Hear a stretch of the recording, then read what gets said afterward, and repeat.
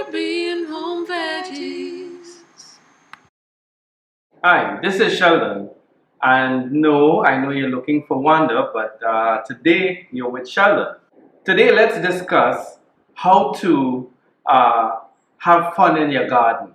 And one of the first things I like to do is ensure that the fruit or the vegetable that I'm about to reap is mature. How do you know that they're mature? I don't know. I really don't know. I mean, you could read about it, you could watch videos about it, but when it comes to your hands-on garden itself, you have to know. So like for instance, I have these carrots here and today we're going to reap these carrots. Yes, I'm excited. Who wouldn't be? Everybody's excited. The dogs, the cats, everybody came by waiting to see me reap the carrots. So I looked at the leaves and you see how the leaves are yellowing here and getting old. Look, this one has a crook stick. This one has a walking cane. You know, all of that sort of stuff. So today we're going to reap these carrots.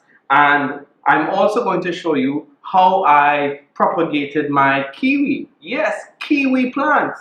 And you know, you look at that little container and you see kiwis. But look at this. These are kiwis as well. Kiwis, you know. No, I'm not referring to the New Zealand people. I'm actually referring to the fruit. Whether or not the fruit came from New Zealand, I don't know. You can Google it. So today I'm going to show you how to propagate the seeds to grow your own kiwi.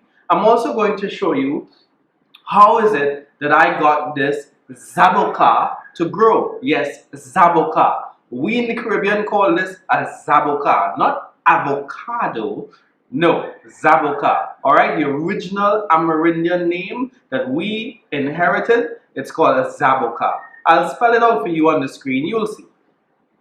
And we also have oranges. So I have these orange seeds here. I'm going to show you how is it that you can peel these seeds and propagate them and get your wonderful navel orange. All right, this is an orange plant. All right, now let me first say that this is not the exhaustive way to grow these things or to reap this. I am showing you what we have done. I'm showing you what we did.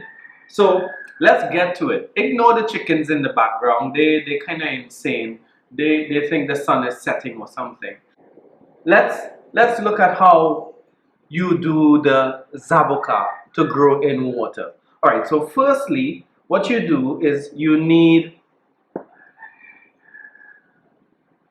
the seed. So this is the avocado seed. All right.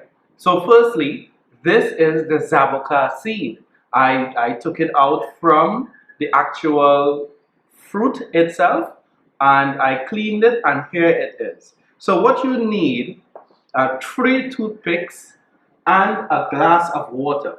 One moment. Hey, look, I have a glass of water here. Ta-da! Now, what you do is you never want to insert the toothpicks, you know, horizontally. You want to go at an angle so that it goes into the glass in a much more deeper way. So as you stick down in there, right? You stick it down in there and one more stick, no pun intended, one more stick, and you stick that down in there. And then you put that in the water like this and lo and behold, and I always say you behold the lo, you will see a root come up. Now, you know me, I get excited about everything. So here we have the zaboka growing so nicely, so strongly. All right, look at the roots. The roots are ready to run. And you know it's Olympic season, and these guys look like they're for the 1500 meters. You know, they don't look like, you know, what do you call it, a 100-meter dash kind of roots. They're ready to run. And so today I'm going to move this guy out of this glass and put him into this soil. So let me just get a nice little hole in there, right deep enough for his roots to run. Of course, I'm going to remove the toothpicks. You don't want to plant toothpicks. All right. So we put my boy down in here. All right. And in case you're wondering, his name is jolt. Yep, jolt. Okay, so that's this guy. So number one, that's finished. Here is the kiwi. Now you don't want to cut it across, all right? You want to cut it lengthways like this. Okay? So you see all the seeds there? There are tons and tons and tons of seeds inside of this kiwi. Tons. Literal tons. Yes, I did say literal. All right? So you want to cut as thinly as you possibly can without taking off pieces of your finger. And I'll show you why just now. So as you cut, more and more seeds are exposed. Yeah, see that? Now this fruit is extremely ripe.